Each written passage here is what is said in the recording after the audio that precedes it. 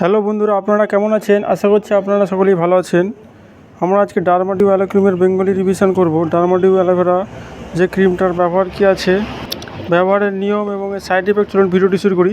ডারমাডিউ aloe ক্রিমটা হচ্ছে 50 গ্রামের হয় এবং একটি বড় ফাইলও হয়। এই 50 গ্রাম ক্রিমের দাম আছে 190 টাকা। এটা ম্যানুফ্যাকচারিং করেছে হেবা ফার্মাসিউটিক্যাল এলএলপি, আর এটা মার্কেটিং করেছে hedge and hedge pharmaceutical LLP, registered trademark এটা।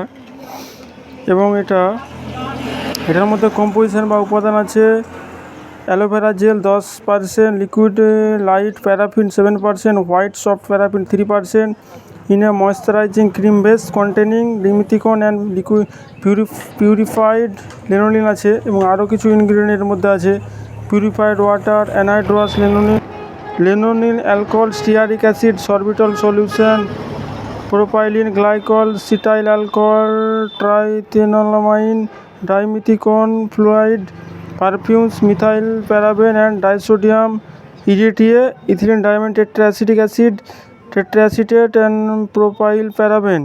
এটা হচ্ছে এক্সটার্নাল ইউজ অনলি, অর্থাৎ যেন চোখে মুখের ভিতরের মধ্যে যাতে না চলে যায়, এবং এটা যেখানে অ্যাফেক্টেড এরিয়া আছে সেখানে লাগানোর জন্য। এটা যাদের স্কিনের সমস্যা আছে, স্কিন উস্কো খুস্কো আছে, স্কিনের মধ্যে কোনো অয়েলি ভাব নেই, স্কিনে হালকা হালকা স্পট পড়ে গেছে, এই ক্র্যাক হয়ে যাচ্ছে, ঠিক আছে, সেই সবের জন্য এটা বেশি ইউজ করা হয়।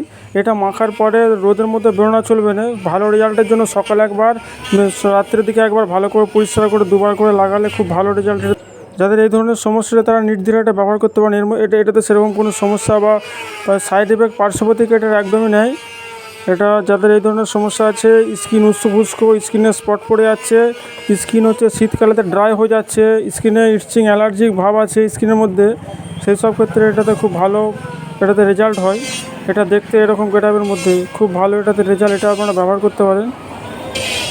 ভিডিওটি দেখার জন্য অসংখ্য ধন্যবাদ। উপকার লেগে থাকলে চ্যানেলটি সাবস্ক্রাইব করবেন, অসুবিধা হলে কমেন্ট বক্সে কমেন্ট করবেন।